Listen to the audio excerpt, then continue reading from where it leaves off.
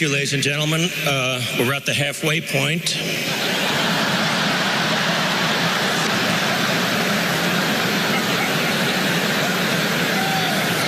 I was clean-shaven when this started.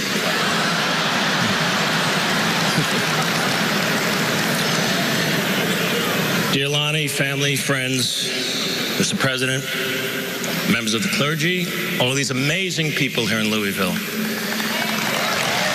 Today,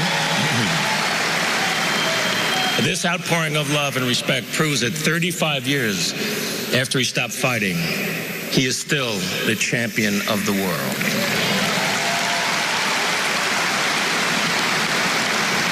Last week, when we heard the news, time stopped. There was no war, there were no terrorists, no global catastrophes. The world stopped, took a deep breath, and sighed. Since then, my mind has been racing through my relationship with this amazing man, which is now 42 years that I know him. Every moment I can think of is cherished, and while others can tell you of his accomplishments, he wanted me to speak and tell you of some personal moments that we had together. I met him in 1974. I was just getting started as a stand-up comedian and struggling, but I had one good routine. It was a 3-minute conversation between Howard Cosell and Muhammad Ali, where I would imitate both of them. Ali had just defeated George Foreman and regained the heavyweight title. Sport magazine made him the man of the year. And Dick Schaap, a wonderful writer and a great man, was the editor for Sport. And he was going to host this televised dinner honoring Muhammad Ali. So Dick called my agent looking for a comedian who did some sports material. As fate would have it, that comedian was not available. And she wisely said, "It's destiny, man." And she wisely said, "But listen, I got this young kid, and he does this great imitation of Ali and Cosell. He'd be perfect for you." So I don't know why, but Dick said, "Okay, I'll try him. If he stinks, I can cut him out of the show." I couldn't believe it. My first time on television, and it would be with Ali. I arrived at the Plaza Hotel. The event was jammed. I met Mr. Schaap, who would later become a part of my family. And he said, "Well, how should I introduce you? Nobody knows who you are." And I said, "Just say I'm one of Ali's closest and dearest friends." And my thought was, I'll get right to the microphone, go into my Howard Cosell, and I'll be fine. And then I nervously moved into the jammed ballroom, and that's when I saw him for the first time in person. It's very hard to describe how much he meant to me. You had to live in his time. It's great to look at clips, and it's amazing that we have them, but to live in his time, watching his fights, experiencing the genius of his talent was absolutely extraordinary. Every one of his fights was an aura of a Super Bowl.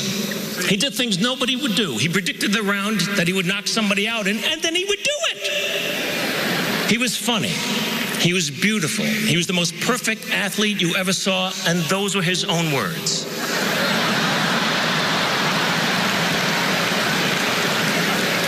But he was so much more than a fighter as time went on. With Bobby Kennedy gone, Martin Luther King gone, Malcolm X gone. Who was there to relate to when Vietnam exploded in our face? There were millions of young men my age, eligible for the draft to a war that we didn't believe in, all of us huddled on the conveyor belt that was rapidly feeding the war machine. But it was Ali who stood up for us by standing up for himself. And after he was stripped of the title, and the right to fight anywhere in the world, he gave speeches at colleges and on television that totally reached me. He seemed as comfortable talking to kings and queens as the lost and unrequited. He never lost his sense of humor, even as he lost everything else. He was always himself, willing to give up everything for what he believed in. And his passionate rhetoric about the life and plight of black people in our country resonated strongly in my house. I grew up in a house that was dedicated to civil rights. My father was a producer of jazz concerts in New York City and was one of the first to integrate bands in the 40s and 50s. Jazz musicians referred to my dad as the Branch Rickey of jazz. My uncle and my family, Jewish people, produced Strange Fruit, Billie Holiday's classic song describing the lynching of African Americans in this country. And so I felt him.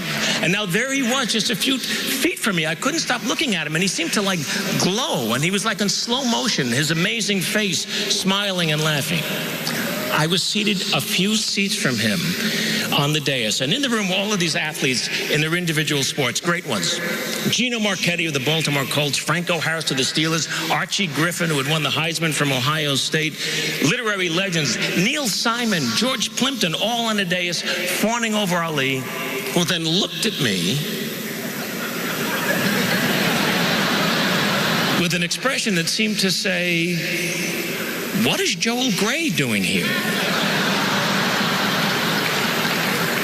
Mr. Shapp introduced me as one of Ali's closest and dearest friends. 2 people clapped. My wife and the agent. I rose, Ali still staring at me. I passed right behind him, got to the podium, went right into the Cosell. Hello, everyone. Howard Cosell coming to you live from Zaire.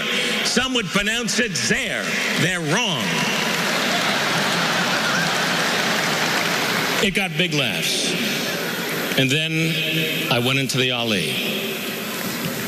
Everybody's talking about George Foreman. I want to talk about George Foreman. George Foreman was ugly. He's so slow. George was slow. I come on, voop, voop, voop. And then I rope-a-dope George, and I'm still fast at 33 years of age. I'm so fast I can turn up the lights, be in my bed before the room gets dark.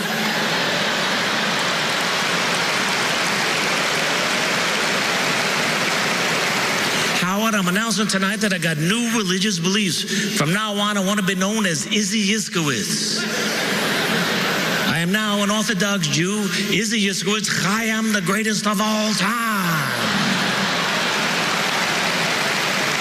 The audience exploded. See, no one had ever done him before. And here he was, a white kid from Long Island, imitating the greatest of all time, and he was loving it. And when I was done, he gave me this big bear hug, and he whispered in my ear, "You're my little brother." Which is what he always called me until the last time that I saw him. We were always there for each other. If he needed me for something, I was there. He came to anything I asked him to do. Most memorable, he was an honorary chairman for a dinner and a very important event where I was being honored by the Hebrew University in Jerusalem. He did all of this promotion for it. He came to the dinner. He sat with my family for the entire evening. He took photographs with everybody. The most famous Muslim man in the world honoring his Jewish friend. And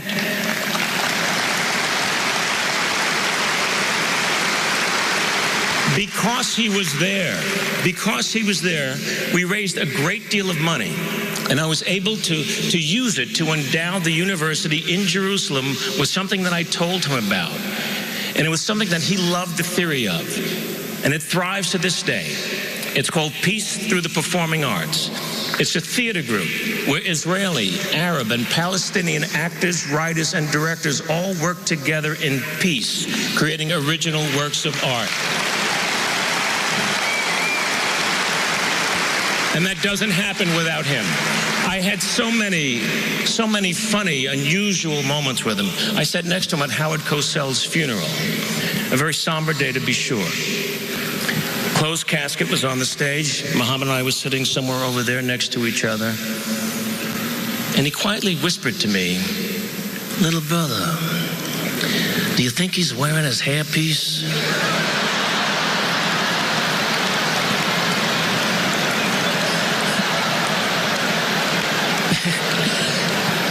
So I said, "I don't think so."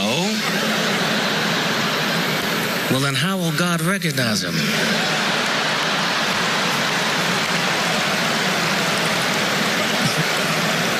So I said, "Champ, once he opens his mouth, God will know." So we started laughing. It was a muffled laugh at first, but then we couldn't contain ourselves. Here we were at a funeral, me with Muhammad Ali, laughing like 2 little kids who heard something dirty in church. You know, we're just laughing and laughing. And then he looked at me and he whispered, "Howard was a good man." One time he asked me if I would like to run with him one morning, do road work with him. I said, "Well, that'd be amazing. Where do you run?" He said, "Well, I run at this country club, and I run on a golf course early in the morning. It's very private. Nobody bothers me. We'll have a great time." And I said, "Champ, I can't run there. The club has a reputation for being restricted. Well, it's restricted me. They don't allow Jews there. They don't have any Jewish members. He was incensed. I'm a black Muslim, and they let me run there. Little brother, I'm never going to run there again. And he didn't.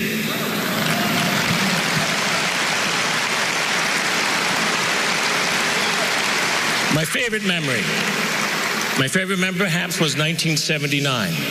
He had just retired, and there was a retirement party at the Forum, Los Angeles, for Muhammad and 20,000 of his closest friends in Los Angeles. I performed a piece that I had created. The imitation had grown into a life story. It's called 15 Rounds. And I play him from the age of 18 until he's 36, ready for the rematch with Leon Spinks. I posted it on the internet last week, footage that nobody had ever seen before of me portraying Ali, doing his life for him all those years ago in 1979. There were 20,000 people there, but I was doing it only for him.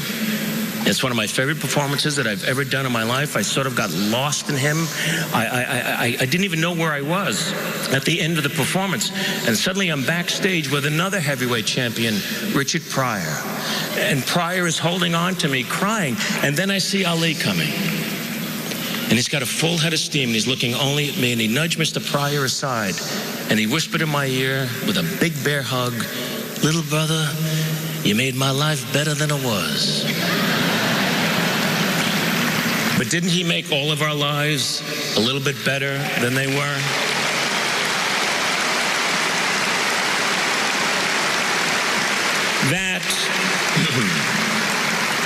That, my friends, is my history with a man.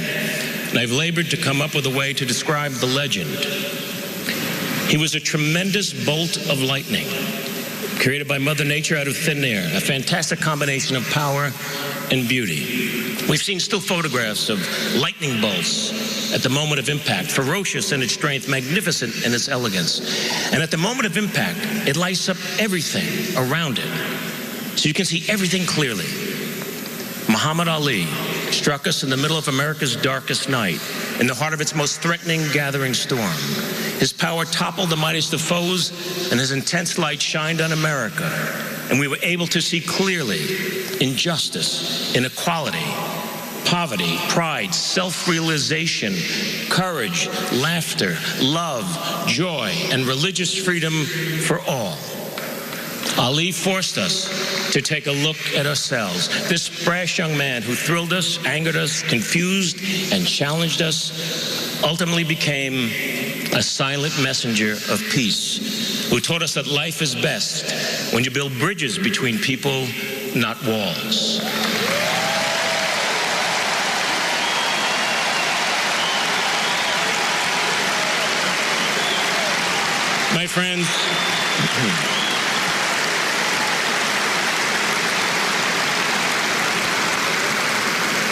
My friends, only once in 1,000 years or so do we get to hear a Mozart or see a Picasso, read a Shakespeare.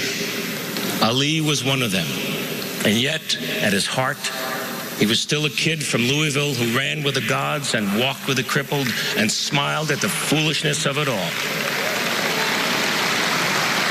He is gone, but he will never die. He was my big brother. Thank you.